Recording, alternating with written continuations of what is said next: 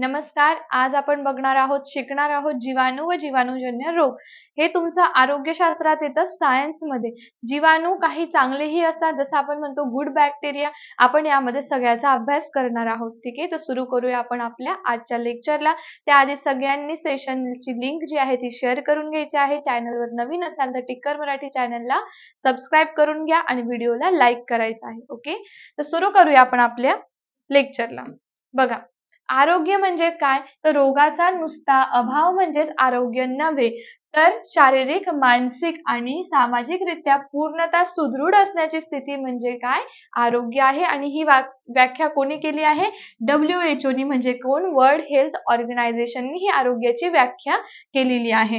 Okay, आता बघा, रोग म्हणजे काय. आता आपल्याला माहिती पाहिजे की रोग म्हणजे काय. आता जसं आपण बघितलं, जीवाणू आणि जीवाणूजन्य रोग. मग याचा अर्थ काय आहे, हे रोग काय आहे, कोणत्या जीवाणूने होता, हे आज आपण इकडे समजून घेणार आहोत. ठीक आहे, बघा, शरीर क्रियात्मक किंवा, बघा काय सांगितलेलं आहे, शरीर क्रियात्मक किंवा मानसशास्त्रीयरित्या शरीरातील महत्वाच्या जैविक कार्यांमध्ये अडथळा आणणारी स्थिती म्हणजे रोग होय. समजलं की आपल्या कार्यांमध्ये मानसिकरित्या असो किंवा शारीरिकरित्या कुठलीही गोष्ट जर अडथळा आणत असेल, याचा अर्थ काय असतो की आपल्याला कुठला तरी रोग झालेला आहे, कुठला तरी आजार झालेला आहे. प्रत्येक रोगाची लक्षणे जी आहेत, सिम्पटम ज्याला आपण म्हणतो, ते वेगळे वेगळे असतात आणि विविध असतात ते. ठीक आहे, ज्याच्यावरनं आपण काय करू शकतो, त्या रोगाला व्यवस्थित चेक करू शकतो किंवा आपण त्याला आयडेंटिफाय करू शकतो की हा रोग कुठला आहे. ठीक आहे, आता 7 एप्रिल हा जागतिक आरोग्य दिन म्हणून साजरा केला जातो किंवा ओळखला जातो. आरोग्य दिन. ठीक आहे, तुम्हाला आरोग्य विभागामध्ये सुद्धा हा प्रश्न विचारला जाईल, कारण आरोग्याचा आहे. आरोग्य दिन म्हणजे काय. ठीक आहे, तर 7 एप्रिल हा आपला काय आहे, जागतिक आरोग्य दिवस आहे, वर्ल्ड हेल्थ डे आहे. ठीक आहे, हे लक्षात ठेवायचं. ओके, आता बघा, जीवाणू व जीवाणूजन्य रोग. आता आपण जीवाणू बघून घेऊया की जीवाणू काय आहे. काही चांगले जीवाणूही असतात आणि काही कसे असतात, जे हानिकारक आहे असे सुद्धा जीवाणू असतात. ठीक आहे, तर आता आपण काय बघणार आहोत, जीवाणू व जीवाणूजन्य रोग.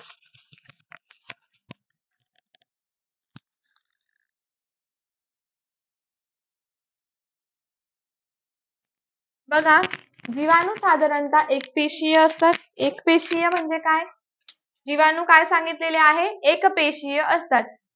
पहिलाच पॉइंट आहे, जीवाणू साधारणतः एकपेशीय असतात. जसं की अमिबा कसा आहे, एकपेशीय आहे.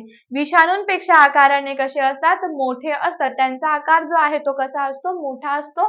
काय बघतो आहोत आपण, जीवाणू म्हणजे काय, बॅक्टेरिया. ठीक आहे, कसे असतात, विषाणूंपेक्षा मोठे असतात आकाराने. जीवाणू हे फायदेशीर पण असतात. जसं मी तुम्हाला म्हटलं की गुड बॅक्टेरिया पण आपण म्हणतो, म्हणजे ते फायदेशीर असतात व बहुतांश जीवाणू घातक सुद्धा असतात, जे की आपण पुढे बघणारच आहोत. ठीक आहे, पृथ्वीवर जीवाणू हे मानवापेक्षा जास्त काळापासून राहतात. असं नाहीये की मानव पहिले निर्मित झालेले आहे आणि त्यानंतर जीवाणू आहे, असं नाही. सगळ्यात पहिले जीवाणू, विषाणू हेच पृथ्वीवर झालेले आहे निर्माण, आणि त्याच्यानंतर मानव निर्माण झालेले आहेत. ठीक आहे, म्हणजे पृथ्वीवर जीवाणू हे काय आहे, मानवापेक्षा पण जास्त काळापासून प्रेझेंट आहे. ठीक आहे, आता बघूया काही फायदेशीर जीवाणू. बघा, शिंबाधारी वनस्पतींच्या मुळात असणारे रायझोबियम हे जीवाणू हवेतील नायट्रोजन वनस्पतींसाठी उपयोगात आणतात. म्हणून रायझोबियमचा उपयोग जैविक खतात करतात आणि रायझोबियम अन्नासाठी वनस्पतींवर अवलंबून असतातच. ह्यालाच काय म्हणतात, सहजीवन पद्धत. ठीक आहे, सहजीवन पद्धत म्हणजे काय, की ते चांगले आहे, शेतीसाठी ते चांगले आहे. ठीक आहे, म्हणजे ते काय झाले, फायदेशीर झालेले आहेत. कुठे राहतात ते, वनस्पतींच्या मुळात असतात. पण ते काय कार्य करतात, वनस्पतींमध्ये राहतात, पण वनस्पतींचं त्याच्याने नुकसान होतंय, नाही होते. म्हणजे वनस्पती पण व्यवस्थित आहे आणि जीवाणू पण, आणि ते एकत्रितपणे राहत आहे. त्या टर्मला, त्या संज्ञेला आपण काय म्हणतो बघा, सहजीवन पद्धत. जसं लायकेन ही वनस्पती आहे जी शेवाळ आणि बुरशीनी बनलेली, पण तरी सुद्धा ते शेवाळ आणि बुरशी एकत्र येऊन लायकेन बनलं. लायकेन कशापासून बनलेलं आहे, दगडी आपण म्हणतो ना लायकेन. ठीक आहे, ते काय आहे, एक वनस्पती आहे, म्हणजे त्याच्यामध्ये शेवाळ पण आहे, बुरशी पण आहे. मग ते सहजीवन पद्धतीने राहत आहे की दोघांना एकमेकांचा फायदा आहे. त्याच पद्धतीने हे पण जीवाणू आहे, रायझोबियम. ओके, पुढे बघा, आता दुसरा आहे मातीतील ॲझेटोबॅक्टर जीवाणू. हवेतील नायट्रोजनचे स्वतंत्रपणे स्थिरीकरण करून आणतात. काय करतात ते? मातीत असणारे जीवाणू आहे ते काय करतात? हवेतील नायट्रोजनचे स्वतंत्रपणे स्थिरीकरण घडवून आणतात, स्थिर करतात. ठीक आहे, म्हणजे काय आहे? हे फायदेशीर आहे. त्याच्यानंतर बघा लॅक्टोबॅसिलस, याच्यावर प्रश्न विचारला जातो, हे खूप इम्पॉर्टंट आहे. लॅक्टोबॅसिलस हा दह्यामधील जीवाणू शरीरात हानी पोहोचवत नाही. लॅक्टोबॅसिलस हा दह्यामध्ये असतो, हा दुधाचं दही करतो. बरोबर आहे, दुधाचं दह्यामध्ये रूपांतर होतं. कशामुळे होतं? तर ह्या जीवाणूंमुळेच होत असतं. आपण खूप गोष्टी फर्मेंटेड खात असतो. जसं तुम्हाला इडली खायची असेल तरी ते इडलीचं पीठ पण आंबवलंच जातं, त्याच्यानंतरच इडली बनते. म्हणजे काय आहे? त्याच्यामध्ये जीवाणू आहे तेच ही क्रिया करून आणताय, पण ते आपल्यासाठी कसे असतात? गुड असतात. तसंच आपण कोणता जीवाणू बघितला? अझेंटोबॅक्टर. ओके, हे लक्षात ठेवायचे आहेत. त्यानंतर पुढे बघा विषम ज्वर. आता काही महत्वाचे जीवाणूजन्य रोग. आता आपल्याला काय बघायचंय? आपण फायदेशीर जीवाणू जसे बघितले, आता तसंच आपण काय बघणार आहोत? जीवाणूजन्य रोग बघणार आहोत. कुठल्या जीवाणूने कुठला रोग होतो किंवा कुठला रोग पसरतो हे आज आपण बघणार आहोत. ठीक आहे, तर काही महत्वाचे रोग आहेत ते आपण आजच्या व्हिडिओमध्ये जाणून घेऊ. बघा, विषम ज्वर, टायफॉइड. आता ह्या कशाने होतो? जीवाणूचे नाव काय आहे? Salmonella typhi. लक्षात ठेवा, हे नाव विचारले जातात. जीवाणूचे नाव आहे साल्मोनेला टायफी. प्रसार दूषित अन्न व पाणी तसेच घरमाशीद्वारे सुद्धा होतो. बघा, ही एक गोष्ट आहे की जे रोगाचा प्रसार होतो ते तर दूषित अन्न आणि दूषित पाणी कॉमन गोष्टी आहे. ठीक आहे, दूषित अन्न असेल, दूषित पाणी असेल, पाणी प्रामुख्याने आपण बाहेरही जात असतो तेव्हा आपल्याला तहान लागते, आपण पाणी घेतो, पाणी पितो. तर ते पाणी जर दूषित असेल तर आपल्याला माहित नसतं की त्याच्यात कोणते जीवाणू आहेत, कोणते विषाणू आहेत, तर ते आपल्यावरती इफेक्ट करतात. ठीक आहे, मग ह्या रोगाचा प्रसार जो आहे टायफॉइडचा तो कशामुळे झालेला आहे? दूषित अन्न व दूषित पाणी पिल्यामुळे. ठीक आहे, उपचार काय आहे? निदानासाठी काय करतात? विडाल स्टेटचा वापर करतातच. ही एक प्रकारची टेस्ट आहे. कशासाठी केली जाते? काय कशाची चाचणी करण्यासाठी? तर टायफॉइड टेस्टची चाचणी करण्यासाठी विडाल ही टेस्ट वापरली जाते. ठीक आहे, टायफॉइड झालेला आहे, याची चाचणी करायची आहे, तर कोणती टेस्ट करणार आहे? विडाल टेस्ट करणार. ठीक आहे, आता याची नवीन लस काय आहे?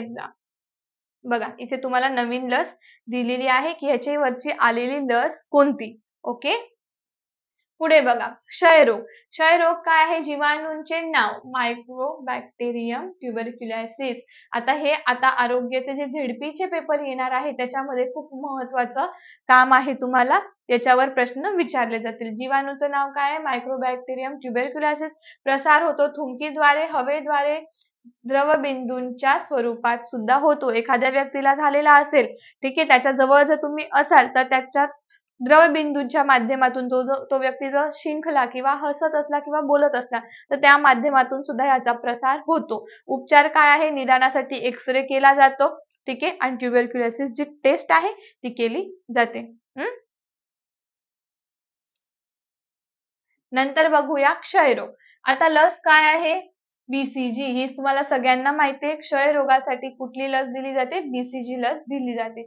आता बघा, क्षयाचा जीवाणू रॉबर्ट कॉक या शास्त्रज्ञाने शोधून काढला होता. हा प्रश्न पण आरोग्य विभागामध्ये विचारला गेलेला आहे, PYQ मध्ये पण आहे आणि येत्या तुमच्या पेपरमध्ये पण विचारले जाण्याची खूप शक्यता आहे. ओके,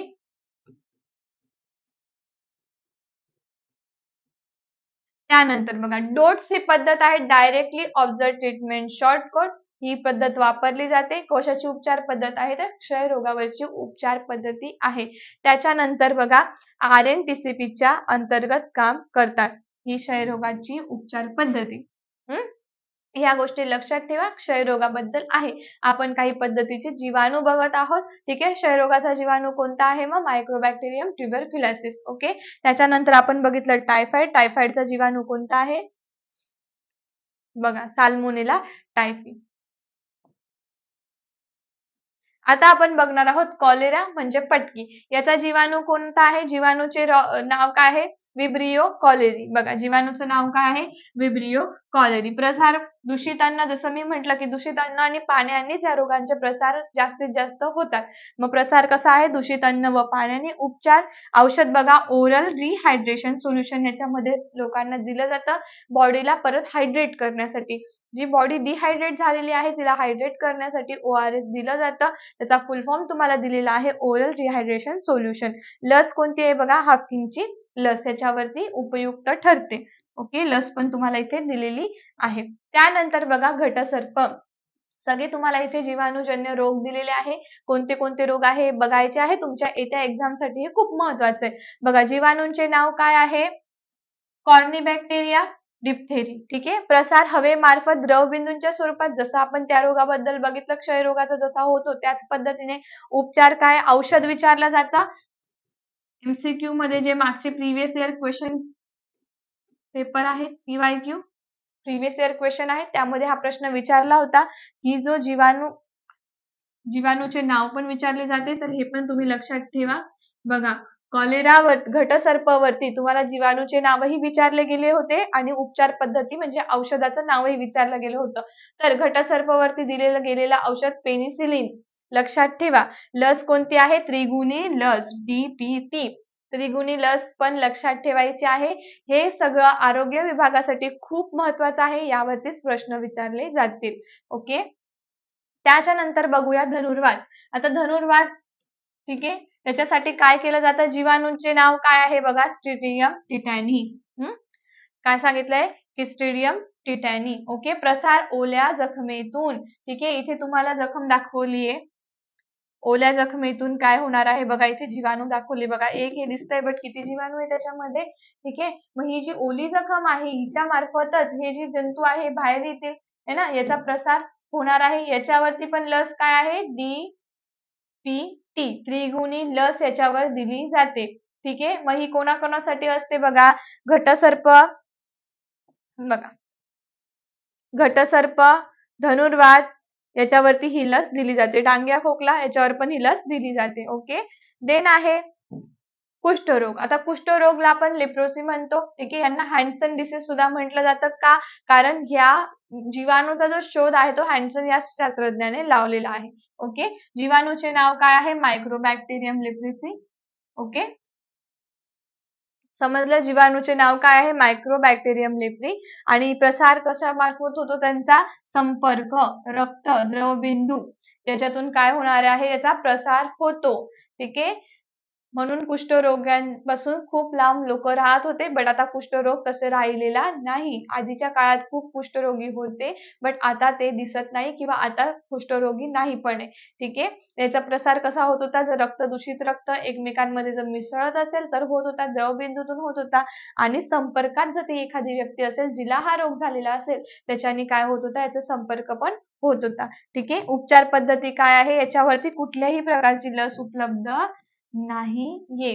ठीक आहे, याच्यावरती औषध होतं, औषधाने याला थांबवण्याची किंवा कुष्ठरोग नियंत्रण करण्याची सुरुवात झाली होती, बट याच्यावरती लस नाही. तर तुम्हाला काही जीवाणू समजले असतील, जीवाणू व जीवाणूजन्य रोग, तर हे सर्व लक्षात ठेवा. हे आरोग्य विभागाच्या भरतीमध्ये किंवा तुम्हाला दुसऱ्याही भरतीमध्ये खूप उपयुक्त असणारे, पण आरोग्य विभागामध्ये सर्व प्रकारचे जीवाणू व त्याच्यावरचे रोगावर प्रश्न विचारले जातात. त्याच्यावरती जंतूचे प्रश्न विचारले जातात, की या रोगावरचा कुठला जंतू आहे, जंतूचे नाव विचारले जाते. तसेच त्यावरती उपचार पद्धती कोणती आहे हे सुद्धा तुम्हाला विचारलं जातं. आणि सायन्स मध्ये आहारशास्त्र वेगळं आहे, आरोग्यशास्त्र वेगळं आहे. आहारशास्त्रामध्ये जसे प्रश्न असतात तसंच आरोग्यशास्त्र सुद्धा सायन्स मध्ये म्हणजे सामान्य विज्ञानात येतं आणि सामान्य विज्ञानात तुम्हाला हे सगळे प्रश्न विचारले जातील. मग तुम्ही कुठलीही सरळ सेवा द्या, कुठलीही भरती दिली तर त्यामध्ये तुम्हाला जीवाणूचे प्रश्न येतात, पण सगळ्यात जास्त कशामध्ये येतात, आरोग्य विभागामध्ये. तर आपला हा टॉपिक, चॅप्टर म्हणता येणार नाही पण हा टॉपिक जो आहे तो इथे संपला.